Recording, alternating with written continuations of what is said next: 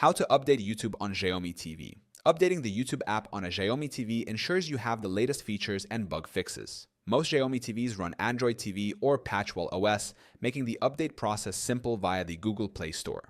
Follow these steps. Step 1. Connect to the internet. Ensure your Xiaomi TV is connected to a stable internet connection.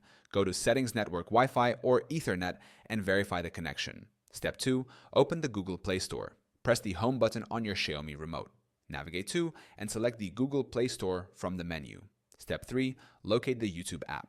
In the Play Store, select My Apps or Manage Apps. Look for YouTube in the list of installed apps. Step 4. Check for updates. If an update is available for YouTube, you'll see an update button next to the app.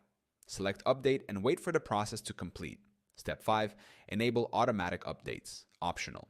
To keep YouTube updated automatically, go to the Settings menu in the Play Store. Select Auto Update Apps. Choose Auto Update Apps at any time or Auto Update over Wi-Fi only. Step 6. Restart YouTube.